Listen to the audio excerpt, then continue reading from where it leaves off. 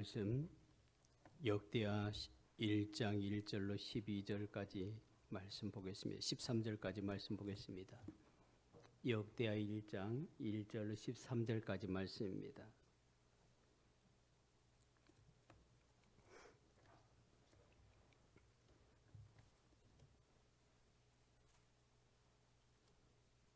한 절씩 교독하겠습니다. 다윗의 아들 솔로몬의 왕위가 견고해 가며 그의 하나님 여호와께서 그와 함께하사 심히 창대하게 하시니라.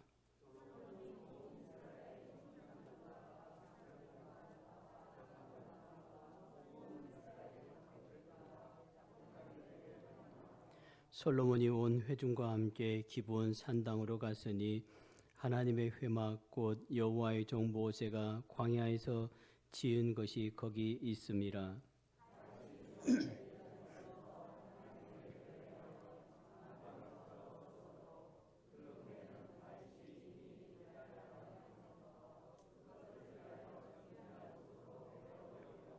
옛적에 훌의 손자 우리의 아들 부살렐이 지은 놋 제단은 여호와의 장막 앞에 있더라.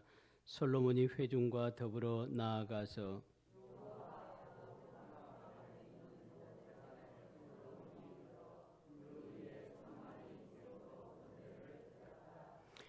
그날 밤에 하나님이 솔로몬에게 나타나 그에게 이르시되 내가 네게 무엇을 주랴 너는 구하라 하시니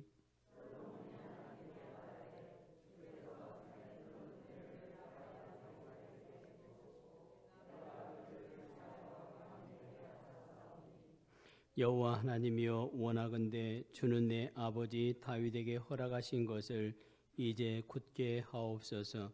주께서 나를 땅의 티끌같이 많은 백성의 왕으로 삼으셨사오니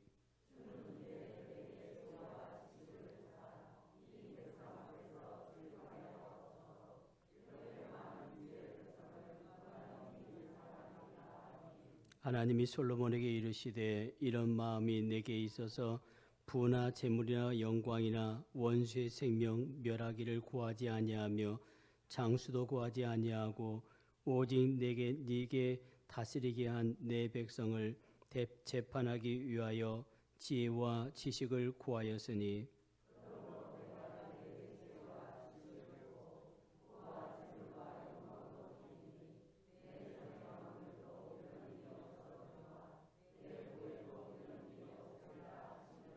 이에 솔로몬이 기브온 산당 회막 앞에서부터 예루살렘으로 돌아와서 이스라엘을 다스렸더라. 아멘. 할렐루야. 오늘 날씨도 굿인데 또 오늘 연합구역 예배로 모여서 감사합니다. 오늘 하나님께서 사모함으로 모인 주의 백성들 가운데 크신 은혜를 주실 줄로 믿습니다. 어린이날 잘 지내셨습니까? 어린이가 없는 데는 어린이날을 잘 지내셨을 것이고 어린이가 있는 데는 어린이들한테 시달려가지고 오늘 고생 좀 하셨을 거인데 하여튼 오늘 이 밤에 하나님께서 우리를 감동하시고 우리의 예배 가운데 임재하셔서 크신 은혜, 크신 복을 주실 줄로 믿습니다. 우리가 살고 있는 이 시대를 특징하여서 삼무의 시대라 그렇게 부릅니다. 이 삼무의 시대라는 것은 뭐냐면 무관심의 시대, 무책임의 시대, 무감동의 시대라 하는 것입니다. 관심도 없고 책임도 없고 그리고 감동도 없다라는 거예요. 내 자신의 일을 빼놓고는 다른 사람의 일에 관심하지 않습니다. 그러니까 다른 사람이 어려움을 당해도 모른 척하고 지나가기 쉽다는 거예요. 또 어떤 일에 대해서 책임질 일도 없고 또 감동받을 일도 없다라는 것입니다. 이런 극도의 어떤 이기주의적이고 냉수주의적인 시대를 우리가 살아가고 있는데 이런 시대를 살아가는 가장 보편적인 표현이 난 몰라라는 말이랍니다. 난 모른다, 몰라요 라는 말을 곧잘 사용한다는 거예요. 우리가 대화를 시도를 하고 가족들 간에 또는 이웃들 간에 성도들 간에 말을 걸면 가장 흔하게 돌아오는 대답이 몰라요 라는 것이라는 거야. 나 모른다. 관심도 없고 거기에 대해서 책임도 지기 싫고 그렇다라는 것입니다. 이게 파괴와 해체의 시대를 살고 있는 사람들의 보편적인 언어다라는 거예요. 이 세 가지 시대의 특성 중에 가장 견디기 힘든 것이 무엇이냐라고 물었을 때 어떤 분은 그렇게 얘기해요. 무감동이다.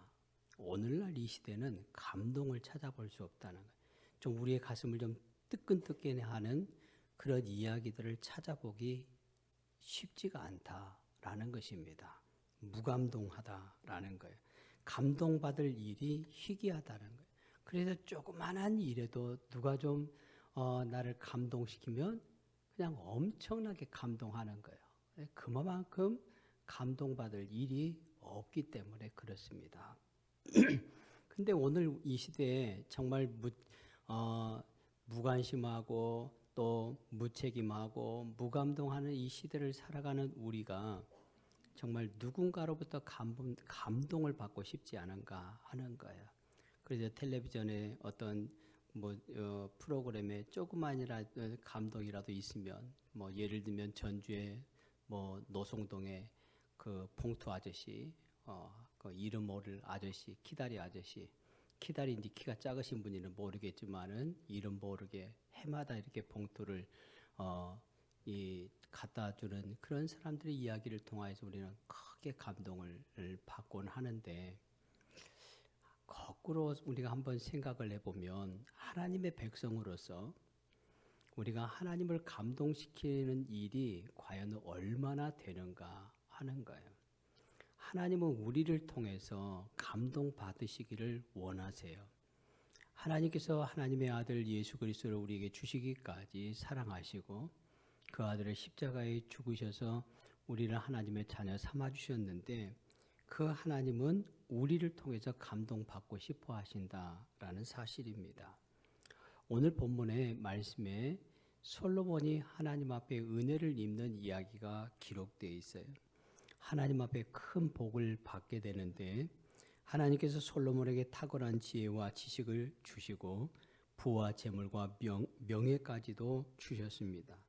솔로몬만큼 권세와 부귀와 영광을 누린 사람은 그 이전에도 없었고 그 후에도 없었다라고 그렇게 말씀해요. 하나님께서 그렇게 솔로몬에게 큰 은혜를 주신 까닭이 무엇일까 하면 다른 것이 아니라 솔로몬의 예배를 통해서 감동되셨기 때문에 그렇습니다. 하나님께서는 지금도 이렇게 하나님의 마음을 감동시키는 사람을 찾고 계세요. 그리고 하나님의 마음을 감동시킨 사람에게 하나님은 무한한 은혜를 베풀어 주신다라는 거예요. 솔로몬에게 부어주셨던 것처럼 지금도 하나님을 감동시키는 사람에게는 이런 다함이 없는 복을 베풀어 주신다 하는 거예요.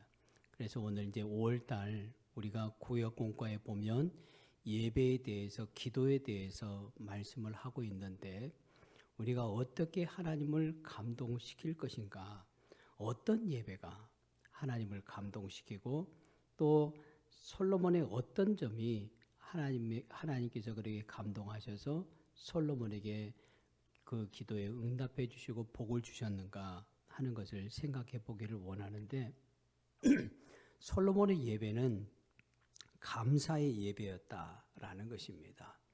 우리가 하나님을 감동시키려면은 감사 예배를 드려야 한다 하는 거예요. 솔로몬은 다윗에게 많은 아들이 있었고 그들 중에 능력 있는 자들도 많이 있었습니다. 솔로몬에게 왕위가 돌아갈 여지가 없었어요.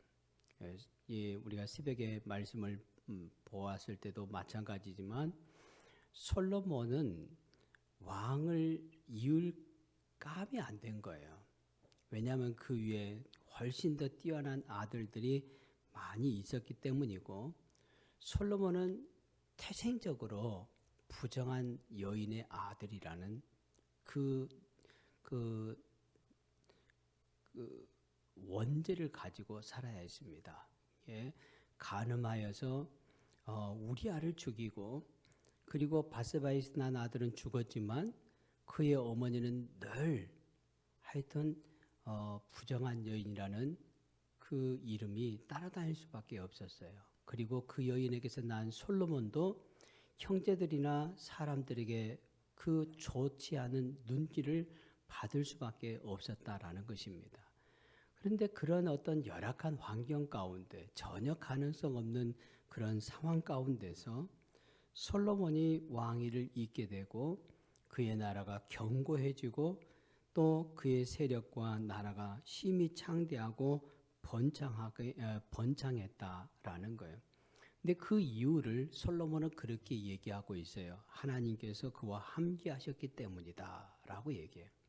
솔로몬이 능력이 있어서 왕위를 이룬 것도 아니고 솔로몬이 능력이 있어서 그의 나라를 번창하게 한 것도 아니었다라는 거예요. 순전히 하나님께서 함께 하셨기 때문에 가능한 거예요. 이 모든 것을 하나님의 은혜라 그렇게 고백을 하고 그 은혜에 감사해서 하나님 앞에 예배를 드린 것입니다. 근데 혼자만 드리는 것이 아니라 온 이스라엘의 천부장들과 백부장들과 재판장들을 불러 모아서 그 방백들과 족장들과 함께 하나님 앞에 나아갔다라고 그렇게 말해요. 우리는 어쩌면 이 본문의 말씀을 읽을 때 솔로몬이 예배 드리는 것은 당연한 것 아닌가라고 생각할 수 있습니다. 솔로몬이 그렇게 큰 은혜를 입었고 왕이 되지 못할 그 형편 가운데 왕이 되어서 나라는 번창해 가면 당연하게 하나님 앞에 감사하면서 예배하는 것은 당연한 것 아닌가라고 생각할 수 있겠지만 우리가 특별한 은혜를 입고도 감사하지 않는 사람들이 참 많이 있는 것을 보면 감사한다는 것이 쉽지가 않다라는 것을 우리가 알게 돼요. 큰 은혜를 입고도 너무나 당연시하는 경우들을 보게 돼요. 내가 은혜를 입는 것은 내가 능력을 입고 내가 영광을 입는 것은 당연한 것이다 라고 그렇게 생각하는 사람들이 의외로 많다는 거예요. 그만큼 사람들의 마음이 완악해지고 강팍해졌다라는 것입니다. 그런데 솔로몬이 한 나라의 왕위를 잇고 최고의 권력자로 서면서 모든 사람들이 우러보는 그 위치에 있는 사람이 모든 것을 내려놓고 하나님 앞에 엎드려 예배한다는 것은 쉽지가 않다는 거예요. 최고의 권력자이기 때문에 더더욱이나 그렇습니다. 최고의 권력자는 군림하는 사람이지 무릎 꿇는 사람이 아니에요. 엎드리는 사람이 아니라는 거예요. 근데 그 모든 것을 내려놓고 하나님 앞에 엎드려 예배한다는 것, 경배한다는 것, 그것이 쉽지가 않다는 것입니다. 근데 그 모든 위치를 다 내려놓고 솔로몬은 하나님의 은혜에 감사해서 예배했다 하는 것입니다. 지금 내가 누리고 있는 모든 것이 하나님의 은혜인 것을 잊지 않았다라는 거예요. 우리가 하나님을 예배할 때마다 늘 예배자로서 가져야 할 마음은 하나님의 은혜를 잊지 않는 마음이에요. 하나님의 은혜를 잊지 않는 것. 내가 오늘 여기까지 오게 된 것, 내가 어떤 형편이 있든지 간에 어떤 사람은 솔로몬이 누렸던 부와 명예와 영광을 누리는 사람도 있을 것이고 어떤 사람들은 그보다 훨씬 더 큰 것을 누리는 사람도 있을 것이고 어떤 사람은 그보다 못한 어쩌면 지금 힘든 시절을 지나가는 사람도 있겠지만 오늘 하나님께서 은혜 주셔서 내가 여기까지 오게 된 것임을 고백하면서 하나님 앞에 예배해야 한다는 것이 감사의 예배. 그 감동이 사라지기 전에 솔로몬이 예배했던 것처럼 우리가 하나님을 온 마음과 정성을 다해서 예배하는 마음이 있어야 한다 하는 거예요. 하나님께서는 그 마음 가운데 감동하시고 복을 주신 거예요. 기독교 사회학자이고 설교학자인 그 토니 캄폴로라는 교수가 있습니다. 이 교수가 자기 친구 집을 방문했던 이야기를 전해주고 있어요. 그의 친구에게 만 4살 먹은 딸이 있었는데 어느 날 폭풍우가 치고 매섭게 번개가 치던 날에 그 딸이 2층 방에 혼자 있었다는 거예요. 갑자기 2층에서 딸이 고함치는 소리가 들려서 얼마나 딸이 겁나 있을까 하고 아빠가 2층으로 급히 올라갔답니다. 근데 그의 딸이 창문 앞에 양팔을 벌리고 서면서 큰 소리로 외치고 있었다는 거예요. 뭐라고 외쳤는가 하면 하나님 감사해요. 저를 사진 찍어 주실 거지요? 멋지게 찍어 주세요. 그랬다는 거예요. 여기서 안 웃는 사람들은 나이가 드신 분들이요. 왜냐하면 번개가 팡팡팡 치니까 그 번개 치는 것이 뭐예요? 후레쉬 터트리는 것으로. 그래서 하나님 저 예쁘게 좀 찍어주세요. 그랬다는 거예요. 근데 그 토니 캄폴로 교수의 그 친구가 자기 딸의 그 모습을 바라보면서 천사를 보았다는 거예요. 그 자기 딸의 존재를 마치 하나님이 보내주신 천사처럼 느꼈고 그의 가족에게 그 두려운 밤이 잊기 어려운 행복한 밤이었다라고 그렇게 고백을 했다는 거예요.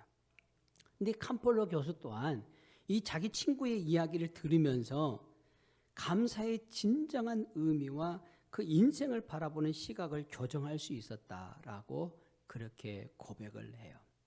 대개 폭풍우가 치고 번개가 치면 사람들이 다 무서워하는데 그 폭풍우가 치고 뇌성 번개가 요란한 그 밤에 오히려 그 모든 것을 하나님이 마치 자신을 사진 찍어주시고자 그 후레쉬를 터뜨리는 것으로 해석할 줄 아는 이 어린 아이에게서 자기 인생의 그 자기 인생을 바라보는 시각을 교정할 수 있었다라는 거예요. 나는 오늘 내 삶을 어떻게 바라보는가?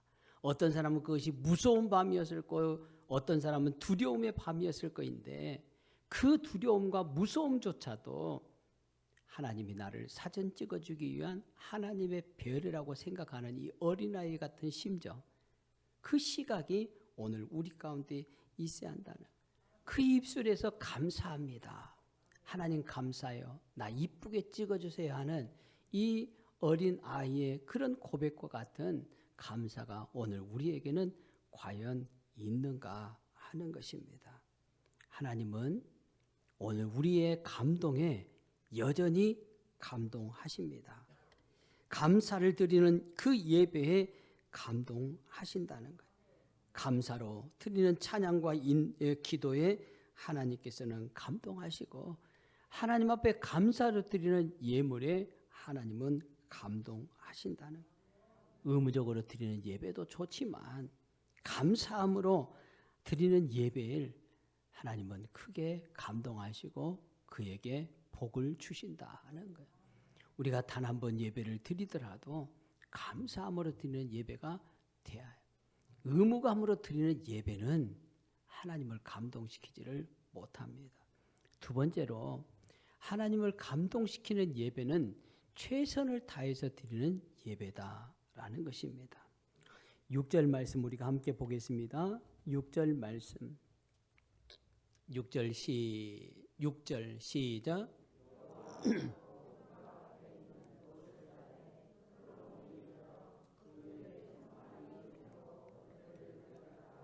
아멘. 솔로몬이 노제단 위에 1000마리 희생으로 번제를 드렸다라고 그렇게 얘기해요. 1000마리 희생으로 번제를 드리는 것은 솔로몬이 하나님을 얼마나 사랑했는가 하는 것을 나타내 주는 거예요. 여기에 주님에 대한 그 솔로몬의 마음이 담겨져 있다라는 것입니다. 1000마리 희생을 드린다는 것은 왕이지만 쉽지 않은 일이에요. 우리가 옛날에 정주영 씨가 북한에 소를 몇 마리 갖고 왔죠? 몇 마리 갖고 왔어요? 한우. 예? 1000마리 데리고 왔어요? 한 마리? 예.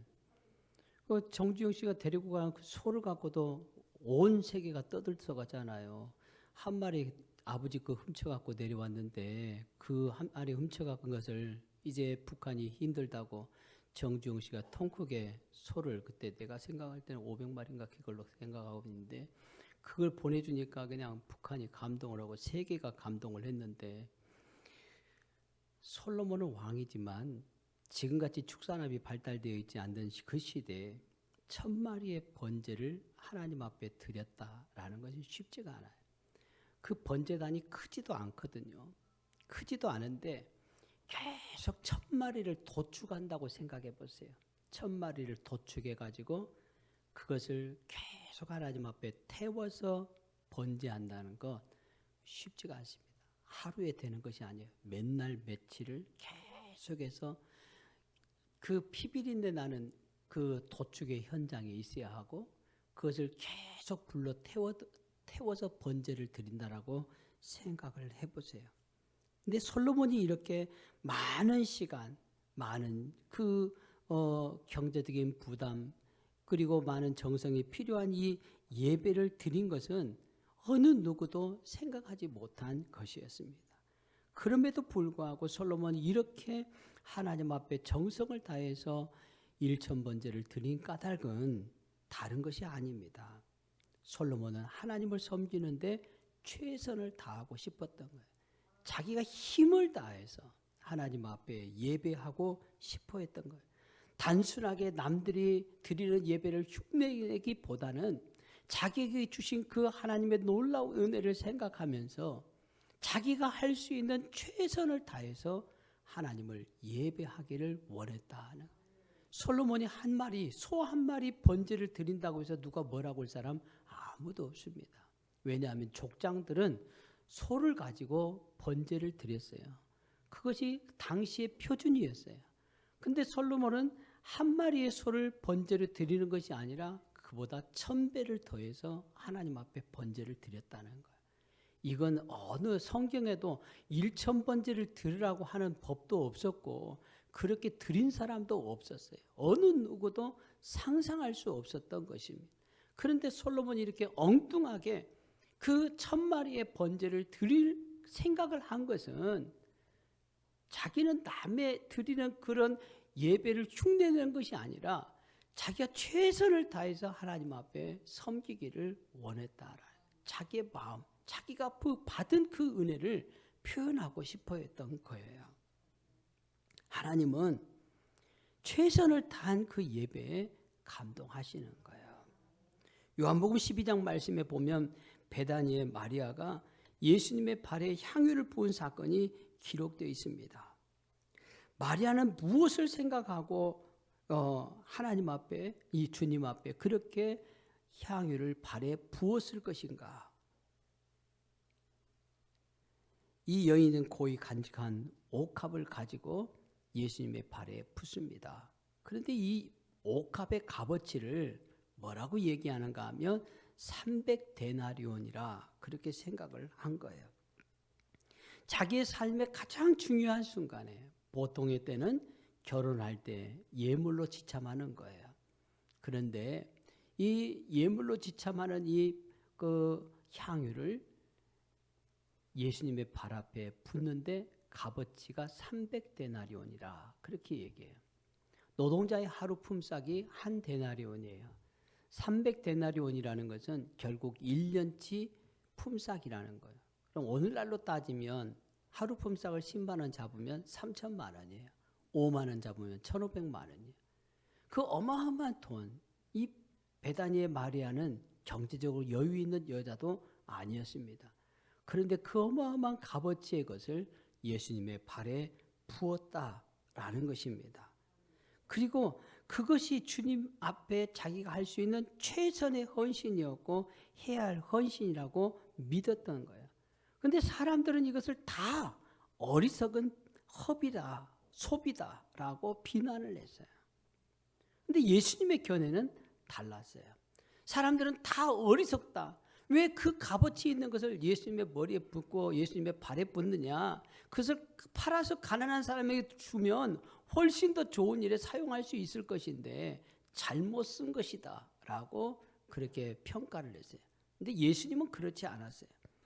너희가 어찌하여 그를 괴롭게 하느냐. 그가 내게 좋은 일을 하였느니라 라고 말하면서 복음이 전파되는 것도 이 여인의 행한 일도 함께 전파될 것이다 라고 말씀을 하세요. 사람들의 눈에는 어리석은 허비요 지나친 헌금으로 비춰졌지만 예수님의 눈에는 아름다운 사랑의 예배였다라는 것입니다. 오늘 우리가 하나님 앞에 예배 드리면서 되게 많은 사람들은 그렇게 생각을 해요. 최소한의 투자로 최대의 효과를 누릴 수 있기를 바란 그런 마음을 가지고 예배합니다. 최소한의 정성을 가지고 최대의 축복을 끌어내는 것이 지혜라고 생각을 해요. 내가 어떻게 하면 주님을, 하나님을 섬기는데 최소한의 노력으로, 최소한의 예배 시간으로, 최소한의 헌신으로 최대의 축복을 받아 누릴 것인가 라고 생각을 해요. 경제적인 논리를 가지고 하나님을 예배하는 사람들도 많이 있습니다. 그런데 그런 마음을 가지고는 결코 하나님을 감동시킬 수가 없다라는 거예요. 하나님께 내가 드릴 수 있는 최선이 무엇일까를 생각하면서 고민해 봐야 해요. 설교 시간에 헌금에 대한 언급을 하는 것만으로도 시험 드는 사람들이 많아요. 제가 우리 교회 올 때 어떤 분들이 그랬어요. 우리 교회에서는 헌금 설교 안 하는 것이 좋습니다.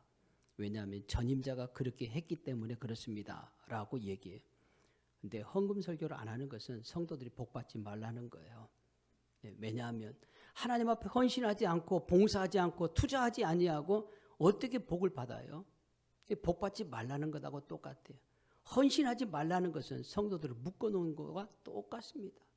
하나님 앞에 최소의 헌신과 최소의 그 투자를 가지고 최대의 그 효과를 누리기를 원하고 최대의 축복을 원하는, 입에 담기는 좀 그렇지만은 좋지 못한 마음씨가 있는 거예요. 내가 하나님 앞에 최선을 다하지 않은데, 최대의 희생을 하지 않고 최대의 헌신도 하지 않은데 하나님이 그것에 감동하셔서 우리에게 복을 주실 수 있습니까? 절대 복을 못 줘요. 절대 하나님 우리에게 감동하시지 않는다라. 인간도 감동하지 않는데 어떻게 하나님이 감동하시겠는가 하는 거예요. 나의 믿음과 나의 능력과 나의 소유한 한도 내에서 내가 어느 정도 드릴 수 있는가, 얼마를 드려도 시험 들지 않을 수 있는가, 얼마를 드려도 생활에 지장이 없으면서 기쁘게 나아갈 수 있는가, 우리가 깊게 생각해 봐요. 과도하게 헌금하라는 말이 아니에요. 내가 할 수 있는 최선의 것을 할 수 있어야 하나님께서 거기에 감동하신다라는 거예요. 솔로몬이 1,000번째 드린 것, 그것은 단순하게 1,000마리를 드렸다라는 그 의미가 아니에요. 솔로몬에게 1,000마리가 과연 많은 것입니까? 라고 얘기하면 과부의 2렙돈보다 더 적은 것이겠죠. 그러나 솔로몬은 할 수 있는 대로 자기가 최선을 다해서 하나님 앞에 예배하기를 원했던 거예요. 많고 적음의 문제가 아니라 최선을 다한 예배, 최선을 다해서 드리는 예배, 그것을 하나님께서 기뻐하신다라는 것입니다. 하나님은 적은 과부의 2렙돈을 통해서도 감동하세요. 그러나 과부의 2렙돈은 과부에게 있어서는 최선을 다한 거예요. 그게 얼마나 되겠느냐? 동전 2개예요. 오늘날로 또 따지면 500원짜리 2개, 1,000원 정도 되는 거예요. 그러나 하나님은 그것을 가지고도 감동하셔요. 근데 어떤 사람들은 1,000원 정도 되니까 그것에 감동하셨다고 하니까 부자가 1,000원 내고도 감동할 것이라고 생각하는데 천만의 말씀이요. 어떤 사람은 100만 원, 1,000만 원 내도 감동하지 못할 헌금이 있는가 하면 어떤 사람은 1,000원을 내도 감동할 수 있는 형편이 있다라는 거예요. 내가 형편이 좋은데 다른 사람하고 비교해갖고 나는 좀 많이 낸다. 그렇게 생각하면 안 된다는 거예요. 내가 할 수 있는 최선을 가지고 하나님을 섬길 수 있어야 한다 하는 것입니다. 어느 목사님 예화를 보니까 이런 이야기가 있더라고요. 주일날 교인들이 하고한 날 골프 치러 간다는 거예요.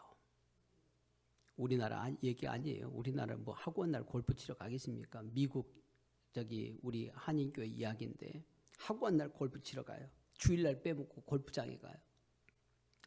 목사님이 이렇게 개탄하면서 제발 주일날 골프장 좀 가지 말아라. 광고까지 했어요. 근데 그 다음날 딱 되니까 정말 목사님이 믿었던 집사님이 골프장을 가버린 거예요. 주일날 빼먹고.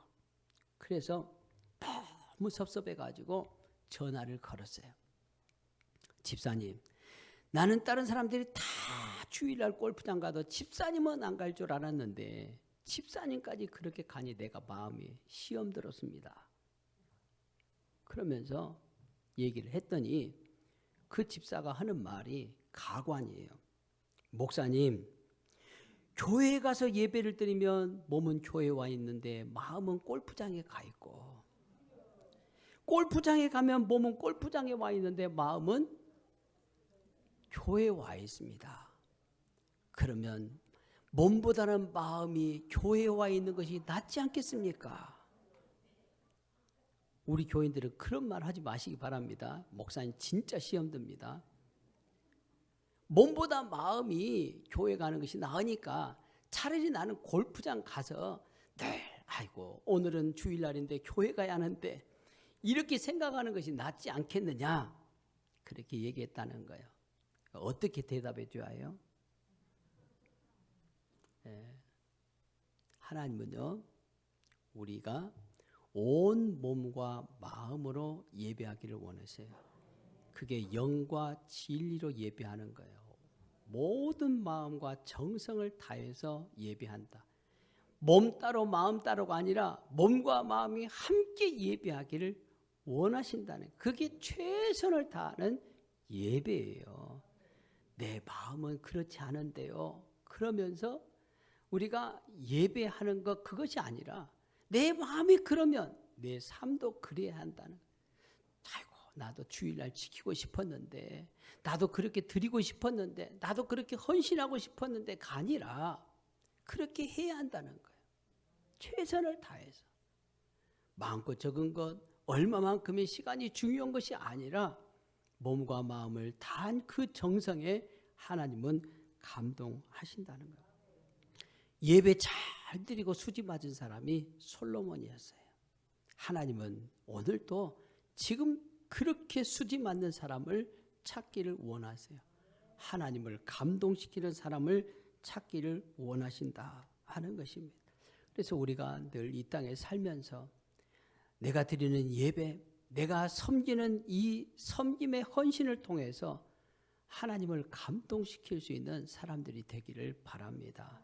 그럴 때 우리가 솔로몬이 받아 누렸던 놀라운 축복을 우리가 받아 누릴 수가 있는 거예요. 눈에 띄는 축복의 간증자가 될 수가 있는 것입니다. 우리가 이 시간 이 말씀을 붙들고 우리가 함께 기도하기를 원합니다. 하나님, 오늘 우리가 하나님을 감동시키는 예배자가 되기를 원합니다.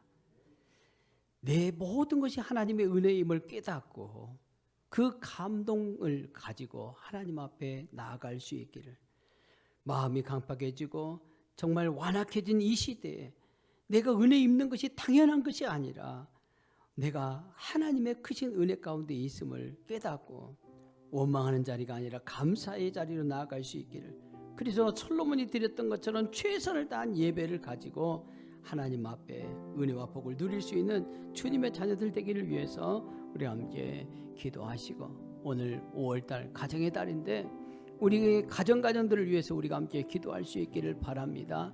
그리고 오늘 연합구역 예배인데 구역을 위해서, 우리 구역원들을 위해서, 구역의 성장과 부흥을 위해서, 특별히 구역을 이끌어가는 교구장님들과 구역장님들을 위해서 우리 함께 기도하기를 바라고, 구역 안에 있는 연약한 주의 백성들을 위해서 함께 기도할 수 있도록 하겠습니다. 함께 주여 한 번만 외치고 기도하겠습니다. 주여! 걸어가신 아버지 하나님, 하나님에게 하신 은혜를 감사합니다. 아버지 하나님, 오늘도 귀한 말씀을 가지고 주님 앞에 나아갑니다. 하나님 은혜 앞에 나아갑니다. 아버지 하나님, 우리가 하나님을 감동시키는 예배자가 되기를 원합니다.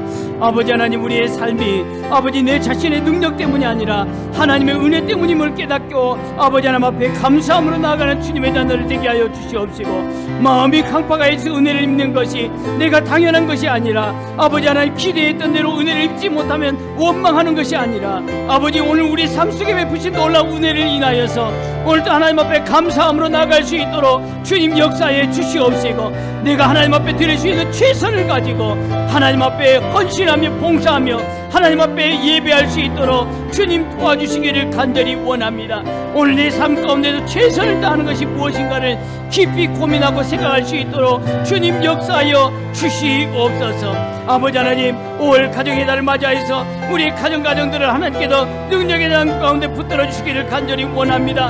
우리 가족들을 지키는 은혜를 감사하며 아버지 하나님, 우리의 가정 안에 아버지의 참 화목을 회복할 수 있도록 주님 도와주시기를 원합니다.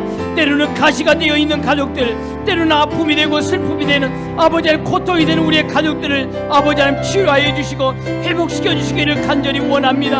하나님의 놀라우신 은혜로 분열된 가정들이 아버지 하나님 화목을 누릴 수 있도록 주님 도와주시옵소서. 부패가는 육신과 싸우는 아버지 우리의 육신의 부모님을 주님 아버지 하나님 특별한 은총을 베풀어 주셔서 하나님의 영광을 가리지 않게 도와주시옵시고 우리의 자녀들을 주님께서 붙잡아 주셔서 지혜와 명철로 충만하게 하여 주시옵시며 아버지 하나님, 하나님 앞에 가는 그날까지 우리가 함께 예배하며 하나님을 섬길 수 있는 은혜를 하나님 더하여 주시기를 간절히 원합니다.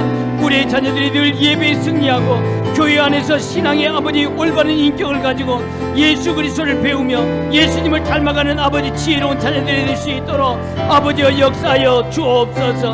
하나님 아버지, 이 밤에도 아버지의 은혜를 베풀어 주시기를 간절히 원합니다. 아버지 하나님, 우리의 아버지 구역들을 위해서 기도하오니 아버지 하나님, 구역장들과 교구장님들을 주님 붙잡아 주시기를 간절히 원합니다. 구역의 부흥과 성장을 위해서 아버지 하나님, 연약한 구역들을 붙잡고 기도하며 아버지 눈물로 아버지 하나님 간구하는 아버지 구역장님들과 교구장님들을 주님께서 붙잡아 주시고 아버지 하나님, 구역이 성장하고 부흥할 수 있도록 주님 역사해 주시고 아버지 하나님의 안정을 아버지에 찾아갈 수 있도록 인도하여 주시기를 간절히 원합니다. 아버지 하나님, 모든 아버지 하나님 믿음의 백성들이 아버지 하나님 정말 하나님 앞에 한 몸을 이루어 나갈 수 있도록 주님 역사하여 주옵소서. 아버지 하나님, 우리의 기도의 동역자들, 아버지 구역 안에 있는 동역자들 주님께서 붙잡아 주시기를 간절히 원합니다. 아버지 하나님, 우리가 아버지 하나님 이 땅에 하나님의 나라를 이루어갈 수 있도록 주님 도와주시고 하나님의 놀라운 은총을 아버지 하나님 함께 아버지 하나님 참으로 누릴 수 있도록 우리의 동역자들을 세워가 나갈 수 있도록 인도하여 주시옵소서. 아버지 하나님, 우리가 이 땅에 살아갈 때 아버지 삶의 우선순위가 항상 바르게 정해져 갈 수 있도록 주님 도와주시옵시고 아버지 하나님, 우리의 삶 속에 아버지 날마다 때마다 일마다 도우시는 하나님의 놀라운 은혜를 아버지 하나님 경험할 수 있도록 역사하여 주시옵소서. 거룩하신 아버지 하나님, 하나님이 귀하신 은혜를 감사합니다. 아버지 하나님, 오늘 우리로 하여금 하나님을 감동시키는 주님의 자녀들 되게 하여 주옵소서. 우리가 예배할 때마다 형식적인 예배가 아니라 어쩔 수 없이 드리는 예배가 아니라 하나님을 감동시키는 예배가 될 수 있도록 은혜를 베풀어 주옵소서. 주님께서 먼저 내게 베푸신 놀라운 은혜를 깊이 고민하며 생각하며 아버지 하나님, 내 삶의 모든 것이 내 자신의 능력이 아니라 하나님의 은혜임을 깨닫고 하나님 앞에 감사로 예배할 수 있도록 역사하여 주옵소서. 솔로몬이 자신이 드릴 수 있는 최선을 다해서 힘껏 드리는 삶을 살았던 것처럼 오늘 하나님 앞에 내가 드릴 수 있는 최선이 무엇인가를 깊게 고민하며 생각하며 아버지 하나님을 아버지 하나님 예배할 수 있도록 은혜를 베풀어 주시고 몸된 교회 모든 예배자들이 솔로몬이 그랬던 것처럼 오늘도 하나님의 다함이 없는 은혜와 축복을 누릴 수 있도록 역사하여 주옵소서. 5월 가정의 달입니다. 우리의 가정들을 주님께서 장중 가운데 붙들어 주시고 가족의 소중함을 되새기며 우리의 가족들을 지키시는 은혜를 감사하며 아버지 하나님, 혹이라도 분열되고 갈라진 가정들이 있다면 예수 그리스도로 말미암아 화목하게 하시고 때로는 가시가 되어 있는 가족이 아픔이 되고 슬픔이 되고 고통이 된다 할지라도 아버지 하나님 함께 아버지 하나님 아픔을 치료해 나가는 아름다운 가정으로 세워져 갈 수 있도록 주님 도와주옵소서. 후패해져가는 육신과 싸우는 아버지 하나님, 우리의 부모님들을 주님께서 붙잡아 주시고 특별한 은혜를 주셔서 아버지 노년이 아버지 더욱더 간건하게 도와주시옵시고 우리의 자녀들 가운데는 아버지 하나님 지혜를 더하여 주시옵시고 예수님을 닮아가는 신앙의 인격이 있게 하여 주시옵시고 아버지 세상이 감당하지 못할 능력 있는 주님의 자녀들 될 수 있도록 은혜를 베풀어 주옵소서. 진학과 진로와 취업과 결혼을 위해 기도할 때마다 하나님의 뜻 가운데 길이 열리게 하시고 그 속에서 올바른 결정을 할 수 있도록 인도하여 주옵소서. 교구장님들과 구역장님들을 주님께서 붙잡아 주시고 구역의 부흥과 성장을 위해서 수고하고 애쓰는 모든 아버지 수고로운 헌신들이 하나님 앞에 결코 헛되지 않게 도와주시고 모든 구역원들이 하나님 믿음으로 아버지 회복되며 성장할 수 있도록 역사하여 주옵소서. 몸된 교회가 마지막 시대에 하나님 앞에 쓰임받는 교회가 되게 하시고 하나님의 영광을 드러내기에 부족하지 않는 교회로 설 수 있도록 인도하여 주옵소서. 감사하고 예수님의 이름으로 기도하옵나이다. 아멘. 우리 구주 예수 그리스도의 은혜와 하나님 아버지의 극진하신 사랑하심과 성령의 감화 감동 교통하시며 충만케 하신 은사가 오늘 하나님 앞에 하나님을 감동시키는 예배자가 되기를 원하는, 그래서 솔로몬이 받았던 것처럼 하나님의 다음이 없는 은혜와 축복을 누리기를 원하는 주의 백성들과 이들의 삶 위에 이제로부터 영원토록 함께 하옵시기를 간절히 축원하옵나이다. 아멘.